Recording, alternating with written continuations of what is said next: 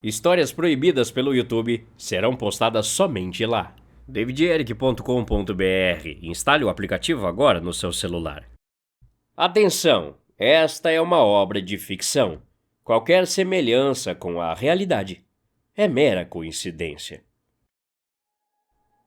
O problema do oceano não é só a quantidade de coisas e espécies de bichos que ainda não foram descobertos, é também o fato de que ele é a maior ilusão de liberdade que existe no mundo. Quando você está dentro de um cruzeiro de 150 mil toneladas no meio do mar, olhando para o horizonte infinito, sente que o mundo inteiro está aberto à sua frente. Mas a verdade é que você está preso numa lata de sardinha flutuante a centenas de quilômetros de qualquer pedaço de terra firme, completamente refém. Foi essa ilusão que me fez gastar todo o meu dinheiro guardado, suado do ano inteiro, para embarcar nesse cruzeiro. 3.000 passageiros, 1.200 tripulantes, 10 restaurantes, 4 piscinas, um cassino 24 horas, uma cidade flutuante basicamente. Tudo estava perfeito até o 4º dia, quando o paraíso se transformou no inferno. O primeiro sinal não foi um alarme ou um anúncio do capitão. O primeiro sinal foi no meio do buffet de café da manhã. Eu estava na fila da estação de omeletes, segurando um prato, quando ouvi, 2 passos atrás de mim, um homem idoso, vestindo uma camisa florida ridícula, dobrou-se sobre o próprio estômago. A tosse que saiu da garganta dele não era seca, como a de um fumante ou de alguém engasgado. Era o som de algo borbulhando violentamente dentro de um cano entupido.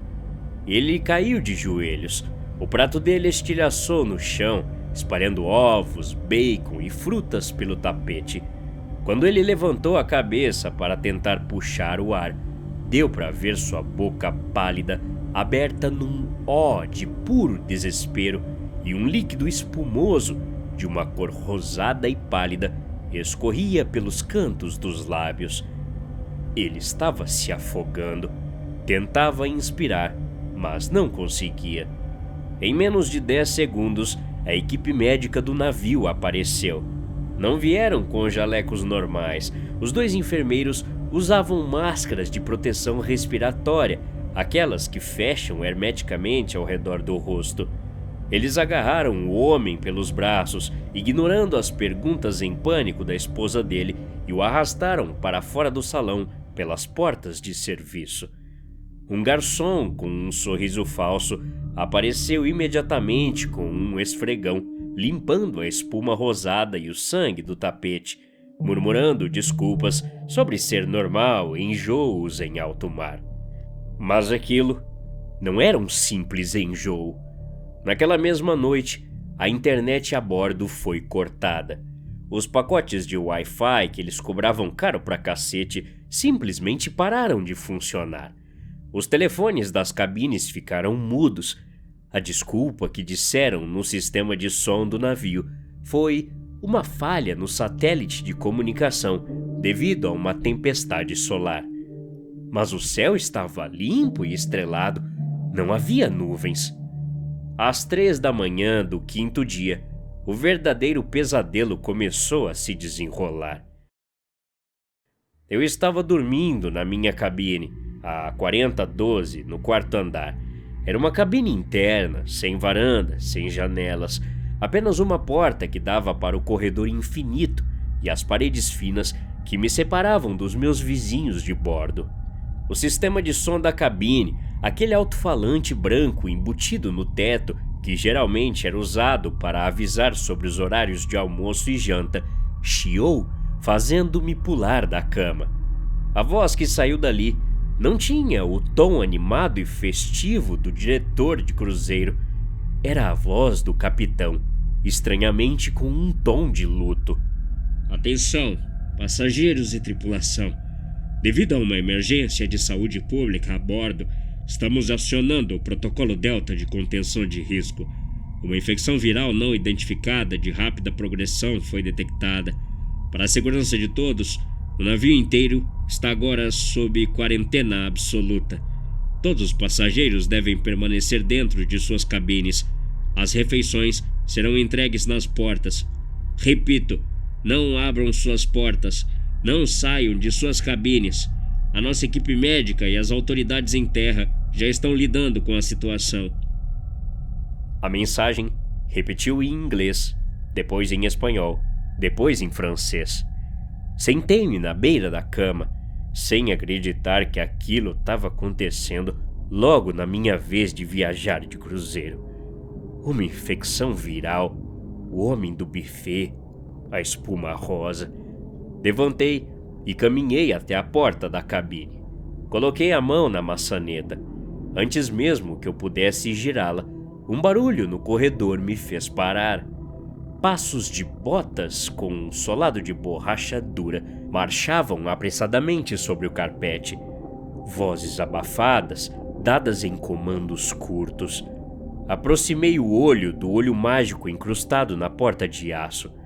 Eram 4 membros da tripulação, mas não vestiam os uniformes brancos de marinheiro. Eles estavam usando trajes completos de proteção. Aquelas roupas amarelas de proteção biológica, com respiradores acoplados, parecendo astronautas vindos diretamente do inferno. Eles carregavam furadeiras e barras de metal. Os vi pararem na porta da cabine em frente à minha. Um dos homens encostou a barra de metal grossa, atravessando o batente da porta da cabine vizinha. O outro ligou a furadeira e, num som ensurdecedor de metal rasgando, parafusou a barra diretamente na parede de aço do corredor. Eles não estavam fechando as portas com chave, eles estavam selando por fora. Entrei em pânico. Bati com os 2 punhos fechados contra a porta, gritando: "O que vocês estão fazendo? Ei, me tira daqui! Vocês não podem me trancar!" Eles nem sequer olharam para o olho mágico, apenas caminharam para a minha porta. Ouvi o clique do metal, o som da furadeira perfurando o aço do navio logo acima da minha cabeça e o baque da tranca sendo instalada. Corri para trás, ofegando. Estava feito. Eu estava enterrado vivo dentro de uma caixa de metal de 15 metros quadrados, flutuando no meio do nada. Não sei como não morri de pânico nas próximas horas.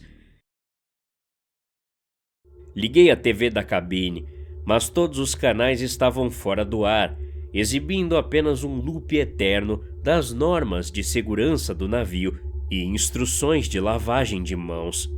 O telefone continuava mudo.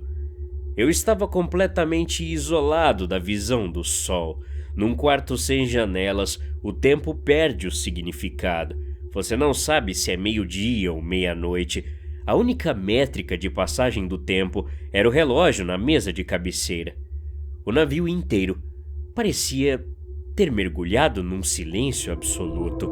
Os motores vibravam baixo, mas no vácuo de sons humanos, um outro ruído apareceu no ambiente: o ar-condicionado.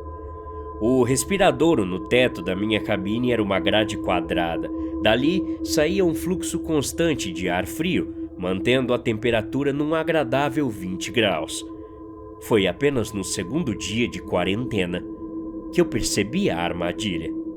Na ausência de informações oficiais, o ser humano se apega a qualquer vestígio de contato. No meu caso, o contato vinha pelas paredes de aço finas. À minha direita, na cabine 4010, estava um casal idoso. À minha esquerda, na cabine 4014, um homem que viajava sozinho, cujo nome eu nunca soube. Às 4 da tarde do segundo dia, o homem na 4014 começou a tossir. Começou num pigarro seco, um incômodo na garganta, mas em questão de 2 horas, a tosse evoluiu para o mesmo som monstruoso que eu ouvi no buffet. Deitei no chão da minha cabine, colando a orelha contra o rodapé da parede que nos dividia. Eu podia ouvi-lo andando de um lado para o outro. Ouvia a água da pia abrindo e fechando repetidas vezes. Ele estava tentando puxar o ar, mas os pulmões pareciam não receber oxigênio. Um chiado úmido a cada inalação, como um bebê gripado. Ele começou a chorar. Um choro não de tristeza, mas de pânico. Ele esmurrou a porta selada dele. Ninguém veio. Ninguém respondeu pelo interfone, mesmo sendo claramente uma emergência. Socorro! A voz dele saiu rasgada e gorgolejante. Socorro! Eu não consigo! A água tá subindo! Ele não estava falando de um vazamento na cabine dele. Ele estava falando do próprio peito. Eu sabia o que era aquilo. Na noite anterior ao cruzeiro, ainda no hotel, eu estava lendo notícias sobre um surto bizarro na América do Sul. Hantavírus. Uma doença geralmente transmitida por inalação de partículas virais, presente na urina e nas fezes secas de roedores infectados. O problema é que a matéria falava de uma variante específica que havia saído de controle. Uma cepa chamada Andes. O Hantavírus Andes é perigosíssima. Diferente de todas as outras cepas do mundo, o Andes sofreu uma mutação que permite a transmissão de humano para humano. Uma pessoa infectada exala partículas virais através da respiração e da saliva, e o efeito no corpo é indescritível, chamada como síndrome cardiopulmonar por hantavírus. O vírus ataca as paredes dos vasos sanguíneos nos pulmões, tornando-os permeáveis. Eles vazam. O seu próprio plasma sanguíneo inunda os alvéolos. Você literalmente se afoga de dentro para fora, mesmo não estando nem perto da água. Encostado na parede, ouvindo o meu vizinho agonizar, meu olhar foi lentamente atraído para o teto, para a grade quadrada de metal do ar-condicionado. O zumbido suave continuava. Um cruzeiro de luxo não possui um aparelho de ar-condicionado individual por cabine que pega o ar puro de fora e esfria. Num monstro daquele tamanho, a climatização funciona por zonas. O ar é sugado de um grupo de cabines, misturado, resfriado, passa por filtros de poeira e é bombardeado de volta para as cabines. É um sistema de ar reciclado, um sistema fechado. Se a tosse daquele homem ao meu lado estava expulsando milhões de partículas virais num ar que estava sendo puxado pelo respirador da cabine dele, para onde aquele ar ia? Ele ia para os dutos, e dos dutos caía como uma neblina invisível e letal em cima da minha cama, em cima de mim. Eu tapei o nariz e a boca com a minha camiseta, suando frio num quarto climatizado. Pulei na cama e tentei arrancar a grade do teto com as unhas, mas estava parafusada com aqueles parafusos do tipo Torx, impossíveis de tirar com as mãos. Peguei um sapato e tentei amassar as grades para fechar o fluxo de ar, mas o metal era muito resistente. O ar frio e viciado continuava espirrando no meu rosto, trazendo o cheiro fantasma de doença e suor. O que eles estavam fazendo? Por que não desligaram a circulação central? Qualquer protocolo médico básico em caso de doença por ar exige o corte da reciclagem de ar. Ao manter a ventilação ligada, eles não estavam ventilando o navio, eles estavam transformando os dutos num sistema de distribuição de doença. Eles estavam garantindo que toda a maldita zona do navio inalasse a praga. O terceiro dia amanheceu silencioso. A tosse no quarto 4014 havia parado de madrugada. O homem tinha caído no chão algumas horas antes, seguido por sons curtos e espasmódicos, e então, o silêncio. Eu sabia que ele estava morto no chão, flutuando nos próprios fluidos internos. Mas o caos apenas mudou de lado, para o quarto 4010, o casal de idosos. A tosse da mulher foi a primeira, mais frágil, menos violenta, mas igualmente afogada. Ouvi o marido gritando o nome dela, batendo na parede que dividia a minha cabine da dele. Por favor, tem alguém aí? Ela tá sufocando. Deus, alguém me ajude. Eu fiquei de costas contra a parede, chorando baixo. Não podia fazer nada. Eu não tinha como sair, não tinha remédios. Estava na mesma fila para o abatedouro. A comida que eles prometeram nunca chegou. A promessa do capitão de que refeições seriam entregues nas portas era apenas um sedativo verbal para evitar o caos nos corredores antes que os homens de trajes terminassem de selar as cabines. Não havia bandejas no chão, não havia carrinhos andando. A fome doía o estômago, mas a sede era ainda pior. Eu bebia a água morna e com gosto de cloro que saía da torneira da minúscula pia do banheiro, o tempo todo, com os olhos vidrados no respirador do teto. Ah, e outra coisa, o navio não balançava. Estávamos parados. No quarto dia, essa falta de movimento do navio começou a me perturbar. Eu precisava ver o que estava acontecendo. Eu tinha uma pequena faca de bolso que viajou comigo na mala despachada, uma daquelas multiferramentas vagabundas. Fui até a porta da cabine. O olho mágico era só um cilindro de vidro e metal encaixado num buraco perfurado na porta. Comecei a raspar o metal ao redor do cilindro por dentro. Foram 4 horas esfolando a ponta dos dedos, cegando a lâmina da faca até conseguir alavancar o cilindro e empurrá-lo para fora. O pequeno pedaço de vidro caiu no corredor, deixando um buraco do tamanho de uma moeda de 10 centavos na porta. Colei o meu olho no buraco, esperando ver equipes médicas higienizando o local, carrinhos com medicamentos, oxigênio. Mas o corredor estava vazio. Não apenas vazio de pessoas, mas vazio de vida. A luz branca piscava erraticamente no final do túnel acarpetado. Pude ver as portas das cabines do outro lado do corredor. Todas, absolutamente todas, possuíam a mesma grossa barra de aço parafusada de uma ponta à outra do batente, trancando os passageiros do lado de dentro. Mas algo além me aterrorizou: a falta de som externo. Num cruzeiro, mesmo dentro da cabine, você sempre escuta a vibração dos motores principais no porão do navio. O som não estava lá. Havia apenas o zumbido constante dos geradores de energia secundários. Os motores principais estavam desligados. Não estávamos navegando para o porto mais próximo. Não estávamos correndo para buscar ajuda médica na costa do Brasil, ou na África, ou onde quer que estivéssemos. Nós fomos deixados à deriva. De repente, entendi a pressa dos homens selando as portas. Entendi a mensagem do capitão. Não era uma quarentena para curar. Era uma contenção. Havia um surto de hantavírus.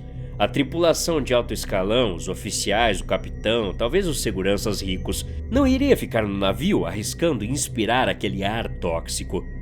Eles devem ter descido para o deck inferior naquela mesma noite, lançando todos os botes salva-vidas e abandonando a carcaça do navio à própria sorte no meio do Atlântico profundo. Eles não podiam atracar. Qualquer porto internacional atiraria mísseis contra um navio carregado com um vírus mutante altamente letal antes de permitir que ele tocasse a terra. A solução das autoridades e dos donos da empresa marítima foi simples: selar os compartimentos, desligar os motores, manter os geradores ligados para que a energia não falhasse, garantindo que o sistema de ar-condicionado continuasse o seu trabalho de circulação, misturando os fluidos pulmonares pulverizados dos mortos e jogando nas cabines dos vivos.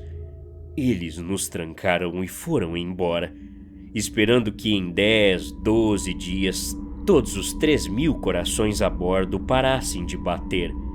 Quando não houvesse mais nada além de cadáveres nas camas, talvez enviassem equipes em trajes de biossegurança para recuperar o navio, varrer os ossos para o mar e culpar uma tragédia qualquer.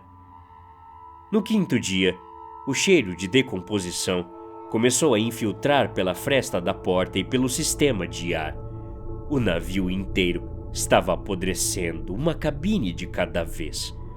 O silêncio do corredor foi trocado por um coro perturbador que ecoava pela ventilação central. Se você prestasse atenção, conseguia ouvir pelas grades do ar-condicionado centenas de pessoas espalhadas pelos convéses, chorando, tossindo, engasgando. Era como se o ar que eu respirava estivesse carregado de espectros de sofrimento, transformando o navio numa grande garganta coletiva, roncando a sua respiração agônica para a morte. O casal idoso ao lado da minha cabine havia calado durante a noite. O silêncio na 4010 confirmou o fim. Eu estava completamente sozinho, cercado por cadáveres. Eu estava fraco, com o estômago contorcendo-se de fome, bebendo uma água de torneira que parecia cada vez mais turva. Arrastei o colchão pesado da cama para o chão da cabine, empurrando-o contra a fresta inferior da porta de aço, para tentar bloquear o cheiro de carne putrefata e fluidos corporais derramados que subia dos corredores e das cabines vizinhas. Me sentei na cama vazia. Olhei para a tela da televisão, que continuava passando as imagens felizes de um casal bebendo champanhe num deck ensolarado, enquanto no fundo do vídeo a voz agradável do narrador explicava onde ficavam os coletes salva-vidas em caso de emergência. Que piada maldita! Naquela mesma noite, eu comecei a suar. Um calor que parecia derreter os ossos de dentro para fora, como se eu tivesse engolido brasas, veio do nada. Tirei a camiseta encharcada e a joguei no chão. Uma dor muscular irradiou da base da minha coluna, descendo pelas pernas e subindo pelas costas. Caminhei cambaleante até a pia do banheiro e espalhei água no rosto, olhando para o meu reflexo no espelho. Meus olhos estavam vermelhos, as veias saltadas como pequenos rios vermelhos, a parte branca do olho desaparecendo sob a inflamação dos vasos. E então, o pior aconteceu. Eu senti uma cócega, uma coceira inalcançável descendo pela base da minha traqueia. Não era dor, apenas um incômodo, como se eu tivesse inalando uma pena muito pequena. Eu puxei o ar, tentei limpar a garganta. A tosse saiu do meu peito num solavanco violento que me fez dobrar o corpo sobre o mármore frio da pia. O som foi exatamente o mesmo som do velho no buffet, o mesmo som do meu vizinho na cabine 4014. Ao tossir, uma gotícula espirrou no espelho. Eu levantei a cabeça, os pulmões ardendo. Olhei para a gota escorrendo pelo vidro do espelho. Ela não era transparente de saliva. Ela era rosa pálido, levemente espumosa. A fase pulmonar do Hantavirus Andes é de uma crueldade bizarra. O paciente, sem intubação, morre asfixiado pelos próprios líquidos, enquanto o cérebro, completamente consciente e em pânico, dispara sinais elétricos de afogamento contínuo. Deixei meu corpo escorregar pela parede do banheiro até cair sentado no chão, o piso congelando a minha pele em chamas. Eu não chorava. O desespero já havia rompido os limites da sanidade. A respiração estava ficando mais curta a cada segundo. Inspirar virou um trabalho exaustivo, como tentar abrir um guarda-chuva debaixo de toneladas de areia. Mais uma tosse. Dessa vez, expeli um tufo de espuma sangrenta no chão do banheiro. A poça rosa borbulhou suavemente antes de se assentar. Virei o rosto para cima, olhando para fora da porta aberta do banheiro em direção ao teto da cabine principal. A grade do ar-condicionado. O zumbido continuava lá, soprando um vento frio, carregando as partículas da morte de uma cabine para outra.